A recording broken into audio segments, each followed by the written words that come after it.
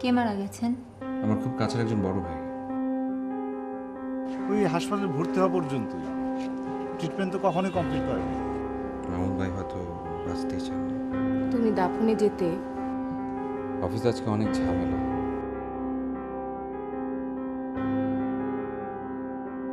তুমি কি আমার কাছ থেকে কিছু লুকাচ্ছ না জয়? মামুন ভাই বলছেন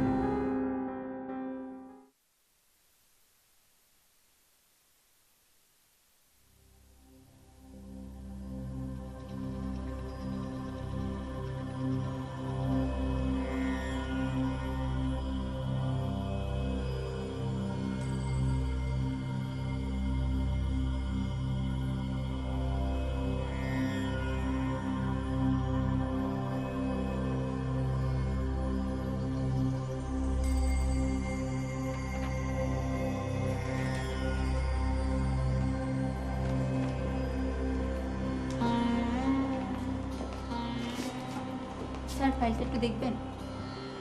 পরে দেখব।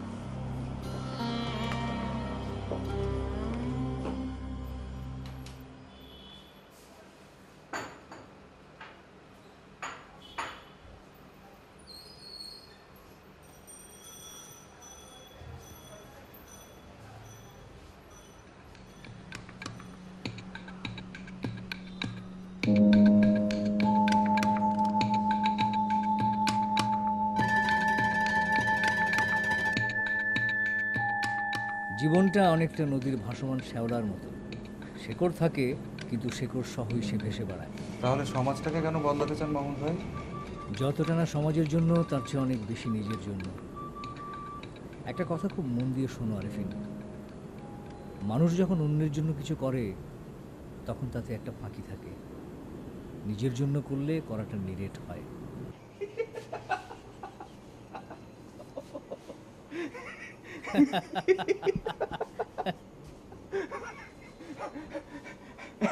একজন মার্কিন কৌতুক অভিনেতা, উনি কোথায় যেন পড়েছিলাম, বলেছিলেন আপনার কি কখনো এমন হয়েছে যে আপনি আপনার ঘরের মধ্যে হাঁটাহাঁটি করছেন এবং একটা সময় কি আপনি ভুলেই গেছেন? আমার মনে হয় একটা কুকুর এভাবেই তার সারাটা জীবন পার করে দেয়।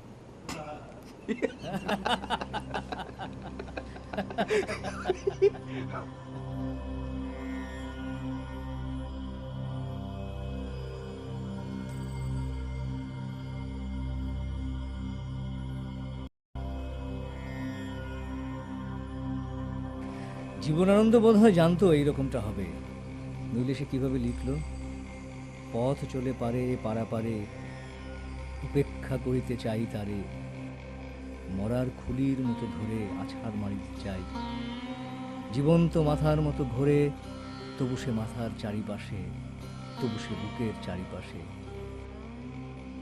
আমি চলি, সাথে সাথে সেও চলে আসে, আমি থামি, সেও থেমে যায়।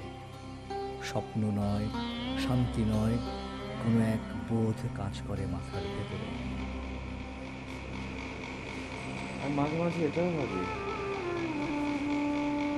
অর্চনা, কীর্তিমান, স্বচ্ছলতা নয়, তাহলে কি? কোথায় যেন একটা ফাঁকি আছে, তাই না? আমি এভাবে এখানে আর থাকবো না, ব্যাস। আমি আমি চলে আসবো। ফারিয়া, হুটহাট করে কিছু করিস না। গত 7টা দিন ধরে ও প্রতি রাতে ফোনে কথা বলে। আমার সঙ্গে এরকম হবে আমি জীবনও কখনো ভাবিনি। ভেঙে পড়িস না, জয়ের সাথে কথা বল, অন্ততপক্ষে জানার চেষ্টা কর ওই মেয়েটা কে। জয় যদি ভুল করেই ফেলে, ওকে তো ফিরে আনতে হবে, তাই না? আমার কিছু বলার নেই, আমার তাকে কিচ্ছু বলার নেই।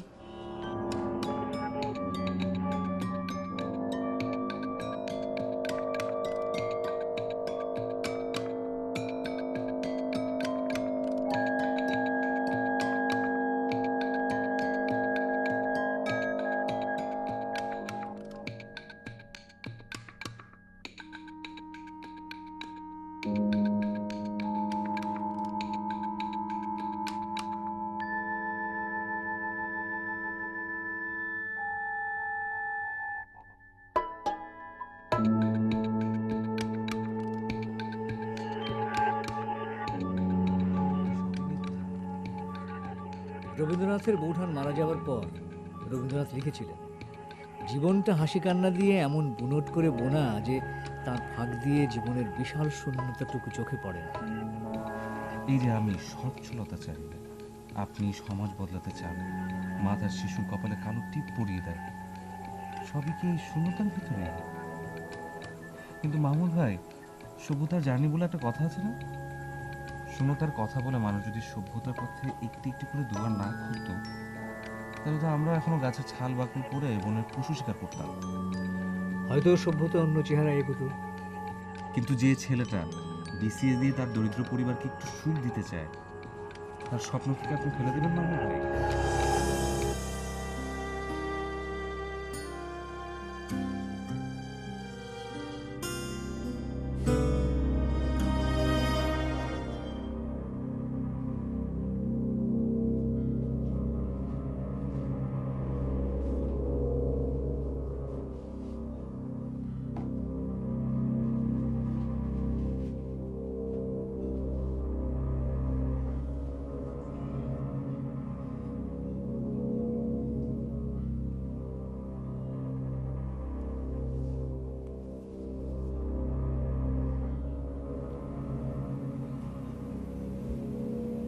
জয়, এই জয়, কার সাথে ফোনে তুমি কথা বলো?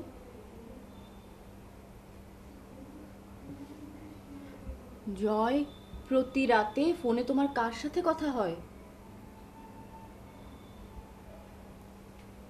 জয়, মাহমুদ ভাই কিন্তু বেঁচে নেই। তুমি কি বুঝতে পারছো তুমি একটা মানসিক সমস্যার মধ্যে দিয়ে যাচ্ছ? জয়, জয়, তুমি কি আমার কথা শুনতে পাচ্ছ? ওঠো, উঠে বসো, বসো, আমি তোমার সঙ্গে কথা বলবো। ওঠো, ওঠো।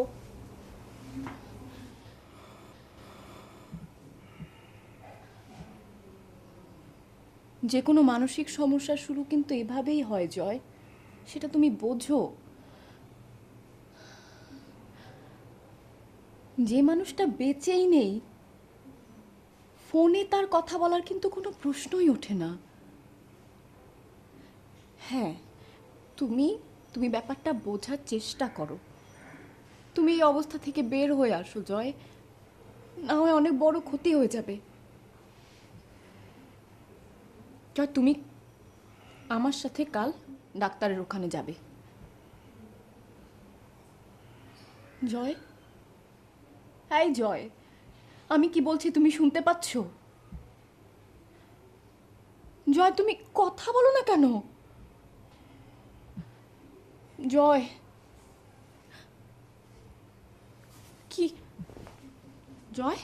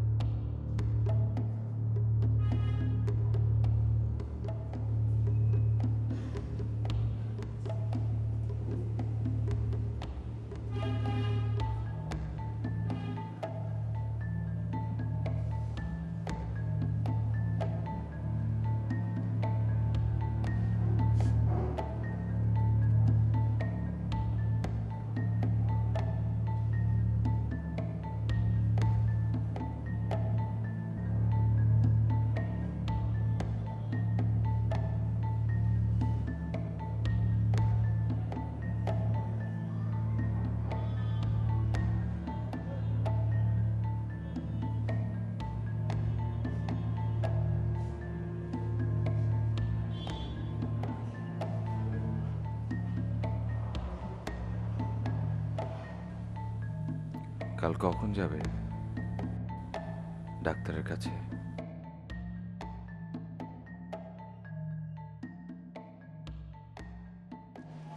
মার্কসের থিওরি আমাদের দেশে সরাসরি প্রয়োগ করা সম্ভব না, কারণ আমাদের দেশে সরাসরি শোষিত এবং শোষক এই দুটি স্পষ্ট শ্রেণী নেই। কখনো কখনো শোষকরা শোষিত, আবার কখনো কখনো শোষিতরাও শোষণ করে। তাহলে এই বই পড়ে আমার লাভ কি? সঠিক পথে নির্বাচন করার প্রথম ধাপটা কি জানো? ভুলগুলোকে প্রথমে নির্বাচন করা, তারপর ভুলগুলোকে ছেঁকে ফেলে দাও, দেখবে সঠিক পথটাই শুধু বাকি।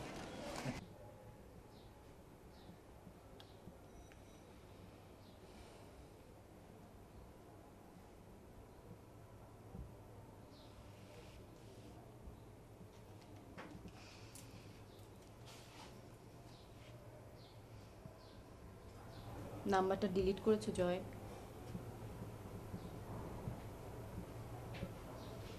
আমাকে দাও।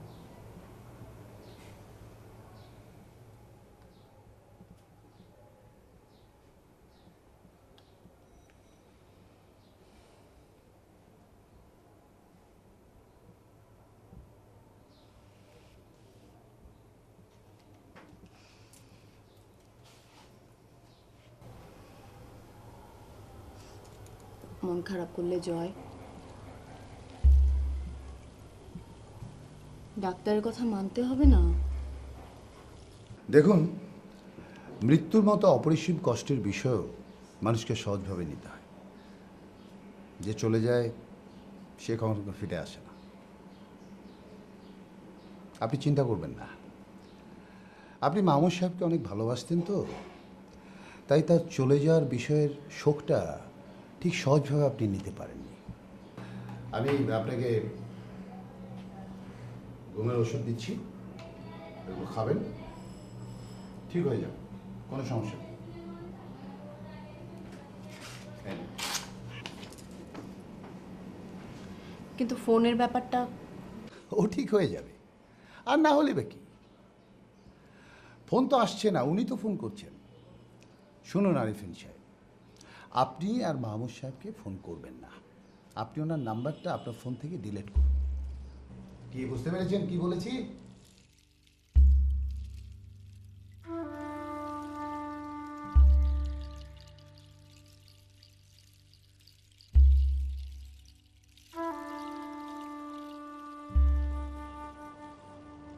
আরিফিন সাহেব, সরি স্যার, আমি খেয়াল করিনি স্যার। আমার মনে হয় আপনার আরও কিছুদিন ছুটিতে থাকা দরকার। কিন্তু স্যার শিপমেন্টটা... আর এমনিতেই তো আপনি দ্বিগুণ কাজ করেন, ছুটি থেকে এসে না হয় 4 গুণ করে পুষিয়ে দেবেন।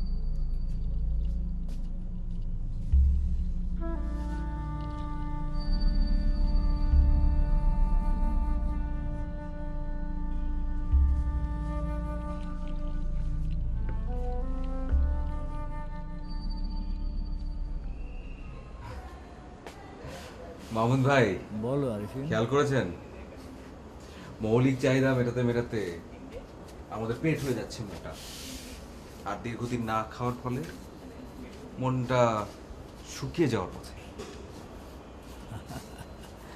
এখন একমাত্র প্রকৃতির উপরই ভরসা। মানুষের এই দৌড় প্রকৃতি ছাড়া আর কেউ থামাতে পারবে না।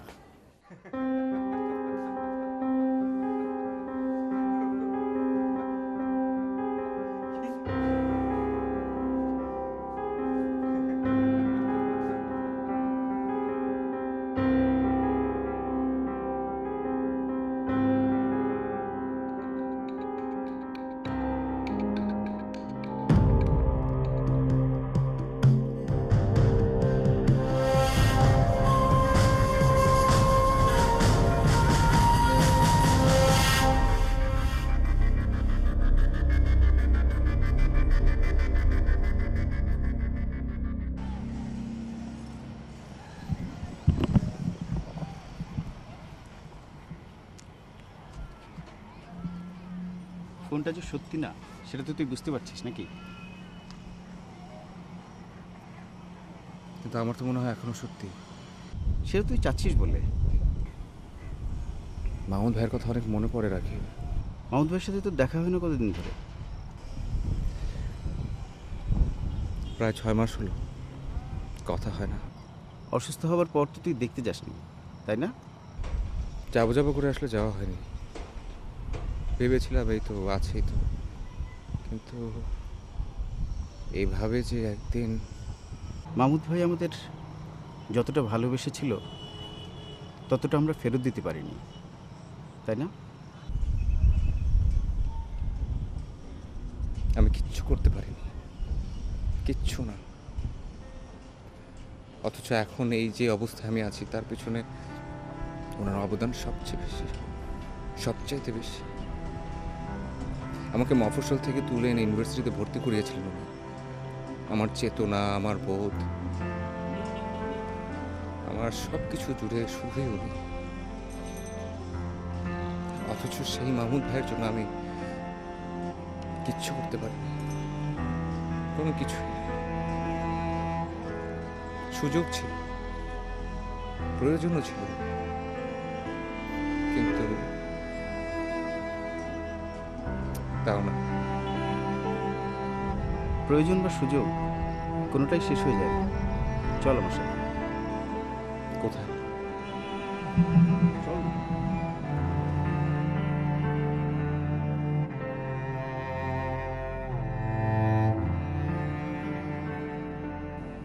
আমার মনে হয় না শুধু দু একটা ঘুমের ওষুধ খেয়ে এই সমস্যার সমাধান হবে। আপনি ওর ছোটবেলার বন্ধু, মাহমুদ ভাইকেও আপনি ভালো করে চেনেন। কিছু যদি করতে পারেন তাহলে আপনিই পারবেন রকিব ভাই। শোনো ফারিয়া, এতটা পজিটিভ হওয়া ঠিক না যে ওপাশের মানুষটা তার এতদিনের পুরনো জগৎ থেকে বিচ্ছিন্ন হয়ে যায়। আমি তো ওকে কারোর সঙ্গে মিশতে নিষেধ করিনি।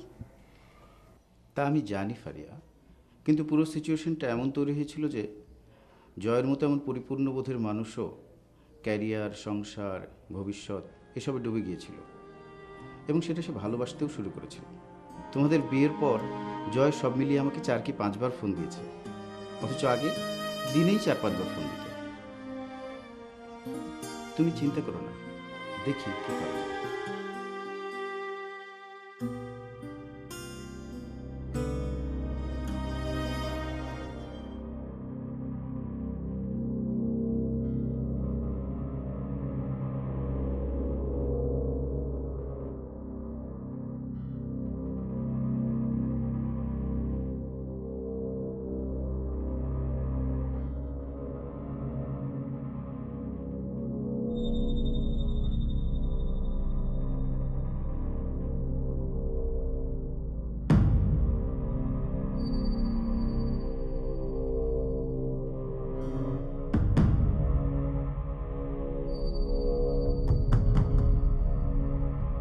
মাহমুদ তোমার কথা বারবারই বলতো জয়। আমাকে একবার ফোন করলেও পারতেন। আমি তো বলছিলাম, ও বলতো ও খুব ব্যস্ত মানুষ, সময় পাইলে অবশ্যই আসবে। আপনাদের এখন কেমন করে চলছে খালা? ভালো না বাবা, মাহমুদ তো আমাদের জন্য কিছু রেখে যায়নি, আর আমাদের দুটো মাত্র পেট তো কোনো রকমভাবে চলে যাবে। কিন্তু আমি ভাবতেছি মেয়েটার পড়ালেখা চালাবো কেমন করে। মাহমুদের অনেক স্বপ্ন ছিল ওকে বিদেশে রেখে পড়ালেখা করাবে, কিন্তু এখন তো দেশেই তার পড়ালেখা বন্ধ হয়ে যাচ্ছে। ভাবি আসে নাই? আসছিল কয়েকবার, মুক্তির জন্য চকলেট আর জামা কাপড় নিয়ে। আমি কইছি এইসবের ওর দরকার নাই, তুমি মেয়েকে নিয়ে যাও, ওর এখন বাবা মার দরকার। ও কইল আমার বর্তমান স্বামী রাজি না। আমি কইছি ঠিকই তো, স্বামী রাজি না থাকলে ওরে তুমি নিবা কেমনে? স্বামী বড় সম্পদ। তাহলে এখন? জানি না বাবা।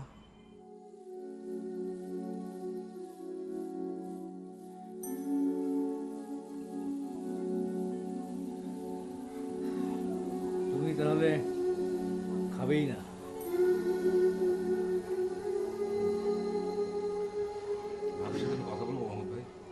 না না না, ও তো আর অভিমান করে যায়নি। আমরা দুজনেই আলাপ আলোচনা করেই সিদ্ধান্ত নিয়েছি। মানে প্রবলেম তো থাকেই, তাই না? তা থাকে, প্রবলেম নিয়েও তো একসাথে থাকে, সংসারকে টিকিয়ে রাখে, ভণ্ডামি করে। আমি করতে পারি না, আর ও করুক সেটাও আমি চাইনি। সমস্যাটা কি খুব বড় ছিল? ও আসলে মানসিকভাবে আমার আদর্শ, আমার জীবনযাত্রার সাথে যেতে পারছিল না। আমি জানি আমার যে জীবনযাপন, তাতে যে কোনো সাধারণ মেয়ে অনেক আগে আমাকে ছেড়ে চলে যেত। সেই কলেজ জীবন থেকে আমি আর শারমিন একসাথে রাজনীতি করেছি। ও তো আগে আমার কমরেড, তারপর স্ত্রী। আমাদের সম্পর্কটা জোরের ছিল না। কিন্তু আপনি এরকম জেনেই তো ভাবি আপনাকে বিয়ে করেছিল। হ্যাঁ, এটা তুমি বলতে পারো, তবে আমি বলি ও অনেক সহ্য করেছে, আর কত। কিন্তু মুক্তি? মুক্তিকে নিয়েই তো এখন আমার স্বপ্ন। আমি চাই মুক্তি মস্কোতে পড়বে। আমার আমার নিজেরও খুব শখ ছিল মস্কোতে পড়ব। প্রলেতারিয়াদের তীর্থস্থান আমারও হবে, কিন্তু হয় নাই। তাতে কি, আমার মুক্তি পারবে। মুক্তির জন্যই তো সারাটা জীবন পার করে দিলাম।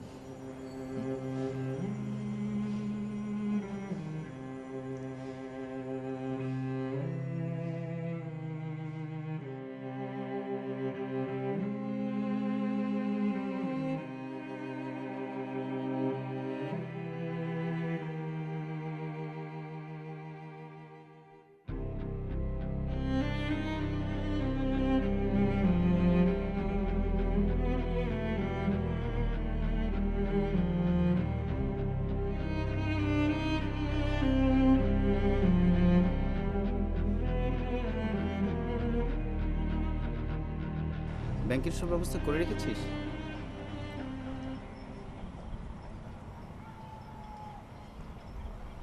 ফিক্সড ডিপোজিট করে দিয়েছি। তুই কি এখনো ফোনে কথা বলিস? না। ফোন করেছিলি? করেছিলাম কয়েকদিন আগে রাতে। লাইনটা বিচ্ছিন্ন করা আছে। তাহলে তো ভালোই হলো। ভালোই।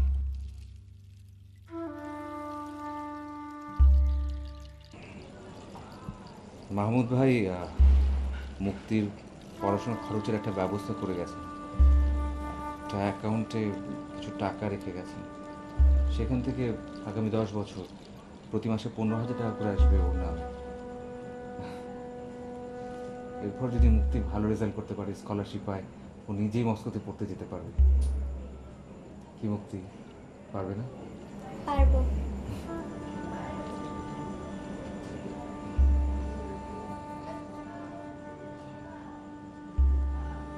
আর টাকাটা কিন্তু তোলা যাবে না।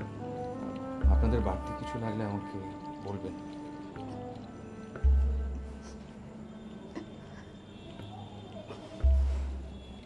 কি হলো, আপনি কাঁদছেন কেন? মাহমুদ যে কত ভালো মানুষ আছিল সেটা আমিও বুঝতে পারছি, তুমিও বুঝছো। বুঝছে না শুধু মুক্তির মা,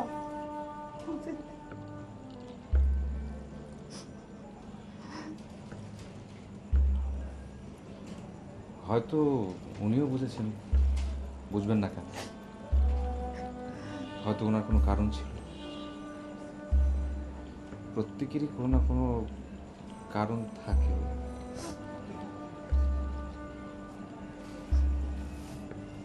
কাছে শোন, বসো।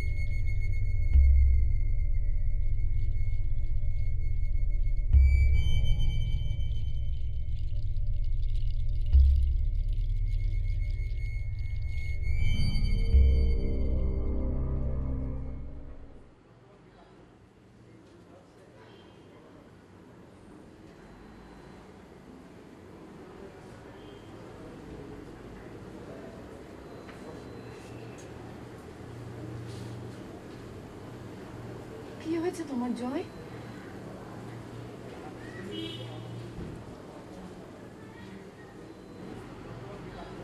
এমন কিছু কিছু অসুস্থতা থাকে যেগুলো থেকে সুস্থ না হওয়া অনেক বেশি ভালো।